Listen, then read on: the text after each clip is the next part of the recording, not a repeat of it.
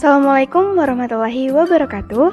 Saya Hana Amanda Putri dari jurusan Biologi Angkatan 2018, Fakultas Sains dan Matematika, mahasiswa KKN Tim 2 Universitas Diponegoro tahun 2021. Universitas Diponegoro atau Undip adalah salah satu perguruan tinggi negeri di Indonesia dan masuk ke dalam 10 besar universitas terbaik nasional.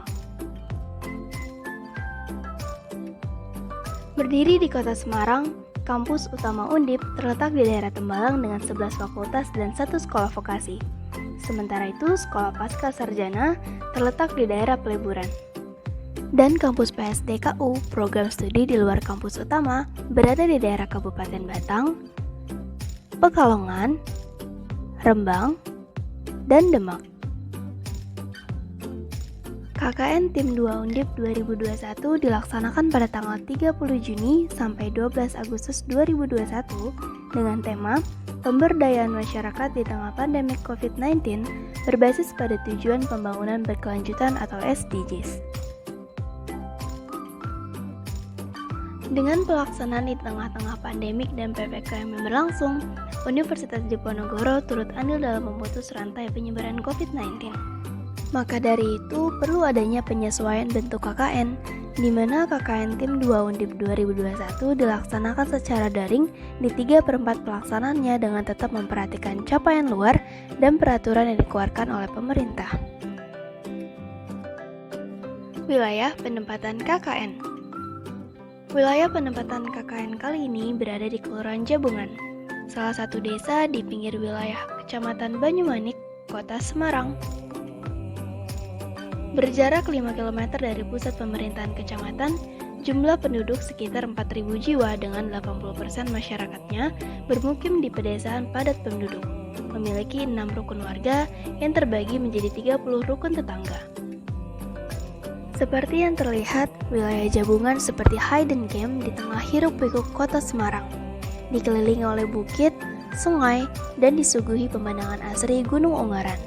Kelurahan Jabungan memiliki karakteristik yang berbeda, dihuni oleh penduduk asli dan dibangun sebagai pemukiman perkotaan. Luas wilayah mencapai 2.265 hektar, lahan di Kelurahan Jabungan sebagian besar merupakan hutan asli dan dialihfungsikan menjadi area persawahan sangat luas di Kelurahan Jabungan, sehingga mata pencaharian warga didominasi oleh petani dan pekerja kasar. Beberapa masih terlihat mengerjakan empon-empon atau rempah-rempah yang biasa digunakan sebagai ramuan tradisional, sehingga Kelurahan Jabungan juga disebut sebagai kampung empon-empon. Berbicara soal wilayah Jabungan, di samping keindahan yang ditawarkan dan keramahan warganya, ada beberapa masalah yang dihadapi, seperti sampah yang masih terlihat di badan dan pinggir sungai, juga tepat di pintu masuk RW 04, dan di pinggir jalan utama. Sampah menjadi perhatian utama saya saat masuk dan bertemu dengan warga Jabungan. Sampah-sampah ini belum dikelola dengan baik dan sangat cepat penuh karena akhirnya menjadi tempat pembuangan seluruh masyarakat Jabungan.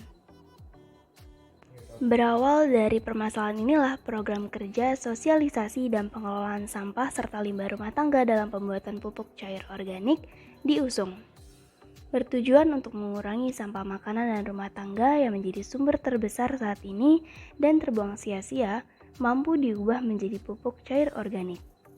Dalam program kerja ini dibuat video demonstrasi dan modul mengenai pembuatan pupuk cair organik, hal-hal yang harus diperhatikan dalam proses pembuatannya, mengapa sampah harus bisa diolah, manfaat POC, kelebihan dan kekurangan pupuk cair organik, kapan pupuk cair organik digunakan, unsur yang diperlukan, alat dan bahan pembuatan POC, langkah pembuatan pupuk cair organik, dan dari apa saja pupuk organik cair dapat dibuat.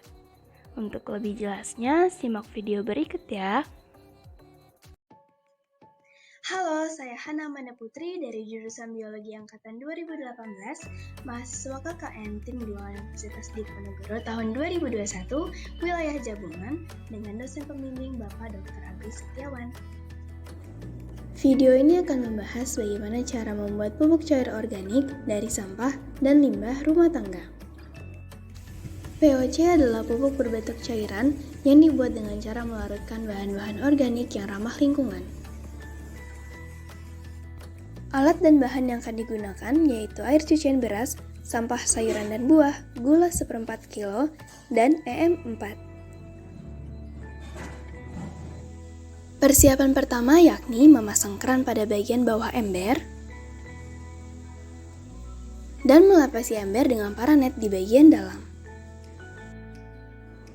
Setelah persiapan ember selesai, maka langkah selanjutnya adalah memotong sayur dan buah.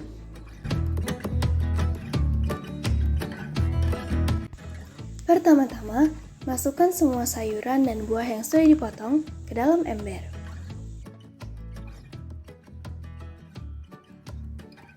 Selanjutnya, masukkan air cucian beras seluruhnya ke dalam ember. Gula merah dipotong kecil-kecil sebanyak 1/4 kilo. Selanjutnya tuangkan EM4 kira-kira 4 tutup botol.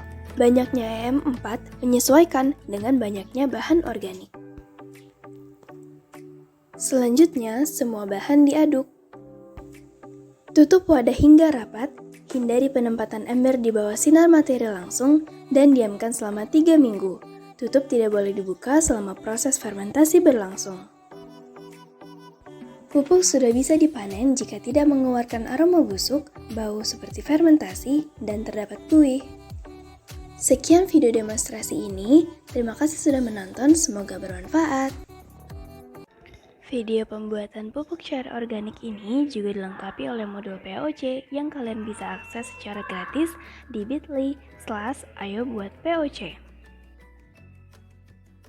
Berikut merupakan sosialisasi yang dilakukan secara daring mengenai program pupuk cair organik di grup WhatsApp dengan masyarakat Jabungan.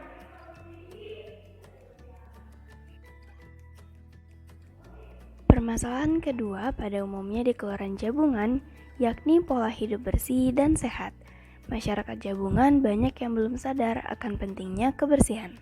Apalagi di masa pandemik seperti ini, yang mana kebersihan dari tangan itu sangat penting.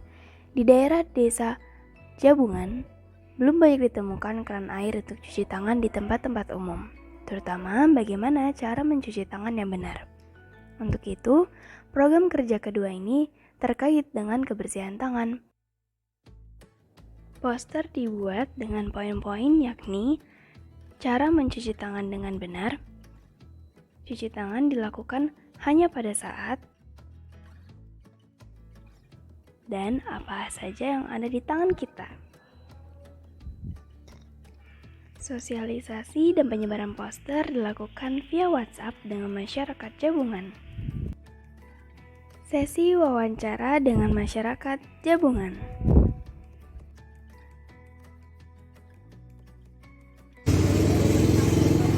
Saya kira memberikan dampak yang positif karena program-program dari KKN yang jenengan sampaikan ke warga insya Allah bisa terserap. Dulunya warga yang tidak tahu program itu menjadi tahu karena bimbingan dari Mas dan Mbak KKN semua.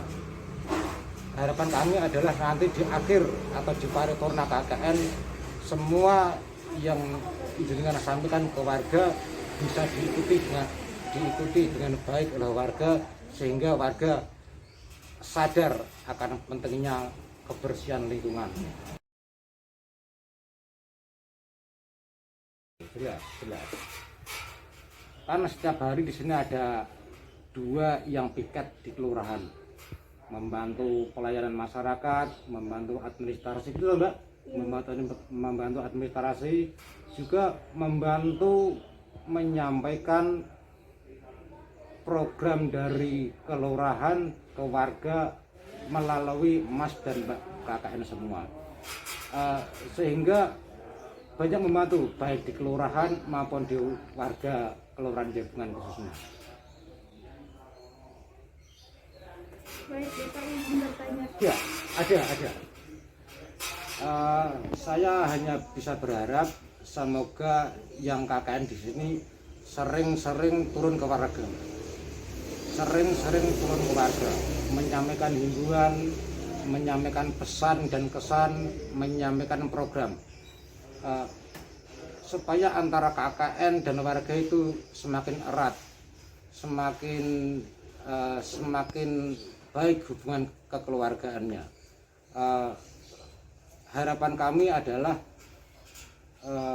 KKN yang di sini nanti meskipun sudah tidak lagi di sini tetap bersilaturahmi, tetap memberikan bimbingan kepada warga Kelurahan Jabungan.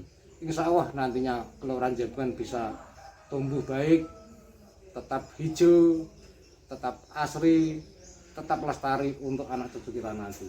Terima kasih. Sekian video profil KKN Tim 2 Undip 2021 dan wilayah Jabungan. Terima kasih sudah menonton, semoga bermanfaat.